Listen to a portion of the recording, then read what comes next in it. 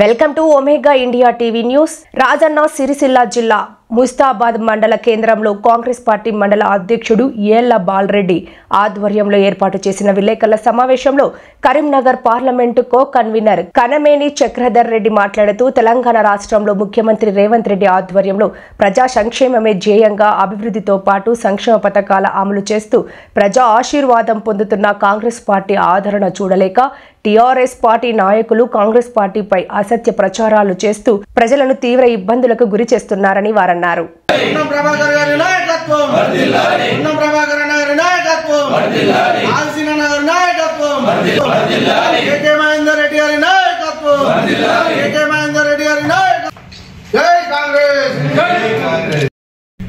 BRS నాయకులు బురద జల్లుతూ social మీడియాలో చిల్లర మల్లర రాజకీయాలు చేస్తూ ఉన్నారు. ఎందుకంటే కాంగ్రెస్ పార్టీకి ప్రజల్లో వచ్చే ఆదరణను చూసి ఓర్వలేక మరి వారు అసెంబ్లీలో కానీ పార్లమెంట్లో కానీ ప్రజలు వాళ్ళని బొందబెట్టిరు. మా పార్టీ ఉనికి ఎక్కడ పోతుందో అనే ఉద్దేశంతో కాంగ్రెస్ పార్టీపై ప్రభుత్వంపై చిల్లర మల్లర రాజకీయాలు చేస్తూ ఉన్నారు.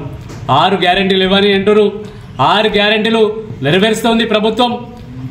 ఇలా ఉచిత బస్సు ప్రయాణమే కావచ్చు, మరి పేదలందరూ కూడా 200 యూనిట్ల వరకు ఉచిత విద్యుతే కావచ్చు, 500లకు సిలిండరే కావచ్చు, మరి రుణమాఫీ కావచ్చు. ఇలా మీరు 10 సంవత్సరాల్లో కనీసం రేషన్ కార్డు కూడా ఇవ్వలేని దరిద్రపు చరిత్ర మీదే. మరి ఇలా మేము ప్రజల కోసం ఆలోచన చేసి మరి ప్రతి పేదవానికి కూడా రేషన్ కార్డు ఇవ్వాలి, ఇల్లు ఇవ్వాలి మరి అనే ఆలోచనతోటి ముందుకెళ్ళి గ్రామ సభలు నిర్వహిస్తూ ఉంటే 6 గ్యారెంటీలు పక్కన పెట్టడానికే మరి గ్రామ సభలు నిర్వహిస్తూ ఉన్నారని చెప్పి అవాక్కులు చెవాక్కులు చేస్తూ మాట్లాడుతూ ఉన్నారు. తస్మాత్ జాగ్రత్త టీఆర్ఎస్ నాయకులారా, మేము ప్రజలందరినీ ఏకతాటిపైకి తీసుకొచ్చి గ్రామ సభలు పెట్టి పేదవాళ్ళు ఎవరనేది గుర్తించే రైతు బంధే కావచ్చు. ఇలా రైతు బంధు విషయంలో మీరు పూర్తిగా విఫలమయ్యారు. ఎందుకంటే సంపన్నమైనటువంటి వ్యక్తులకు మరి రాళ్ళు రప్పలు మరి NS7లు ఈ విధంగా వ్యవసాయానికి ఉపయోగపడినటువంటి భూమిలో కూడా మీరు రైతు బంద్ చేసినప్పుడు కానీ పేద ప్రజలపై మరి భారం పడుతున్న ఉద్దేశంతో ఎవరైతే నిజమైన రైతులు ఉన్నారో వాళ్ళను గుర్తించి మరి పంట వేసే వారికి రైతు భరోసా కల్పించేటువంటి కార్యక్రమాన్ని ప్రభుత్వం తీసుకుంటా ఉంది. అదేవిధంగా భూమి లేని పేద ప్రజలు వెళుతున్నారో వాళ్ళు కూడా న్యాయం చేయాలి. గత ప్రభుత్వంలో కాంగ్రెస్ పార్టీ రాజశేఖర రెడ్డి గారు ఉన్నప్పుడు మరి ఉచిత విద్యుత్ ఇచ్చినప్పుడు మరి రేవంత్ రెడ్డి వచ్చిన తర్వాత కూడా పేద ప్రజలకు ఉచిత విద్యుత్ ఇవ్వాలని చెప్పి 200 యూనిట్ల వరకు ఉచిత విద్యుత్ ఇస్తుంది.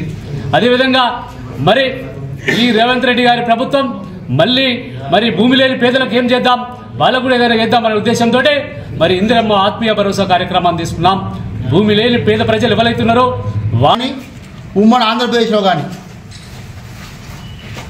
రాష్ట్ర ముఖ్యమంత్రి ఎవరు కూడా తేలనని నిధులు ఒప్పందాలు ఈరోజు దావోస్లో చేసుకొని పర్యటన విజయవంతం చేసుకొని దాదాపు 2 లక్షల కోట్ల పెట్టుబడులు మనకు తెలంగాణకు రావడానికి ఒప్పందాలు చేసుకొని దాదాపు ఒక 50,000 ఉద్యోగాలు రావడానికి ఒక మార్గాన్ని సుగమం చేసుకొని అమెరికా పర్యటన ముగించుకొని వచ్చిన రేవంత్ రెడ్డి గారు ఈ సందర్భంగా వారికి శుభాకాంక్షలు కృతజ్ఞతలు తెలియజేస్తూ, ఎందుకంటే దావోస్ పోయినప్పుడు మరి ప్రతిపక్షాలు మాట్లాడిన మాట వృథా భక్తిగా ఏదో టూర్గా పోయినట్టు వాళ్ళు ముందే మాట్లాడి మరి ఈరోజు మరి ఏ కంపెనీ ద్వారా ఎన్ని వందల కోట్లు ఎన్ని కోట్లు అనే ఒక సమాచారాన్ని ఆయన రాకముందే మరి ప్రెస్కి రిలీజ్ చేసి మరి ఏ కంపెనీ ద్వారా ఎన్ని కోట్ల రూపాయలు వస్తున్నాయని ఈరోజు చెప్పడం జరిగింది. కేటీఆర్ గారు మీకు పరిజ్ఞానం ఎక్కువ ఉందంటారు, నిన్ననే చెప్పినరు ఇవ్వాలి, రాలేదని మీరు అసహనానికి లోన్ కాకూడదు.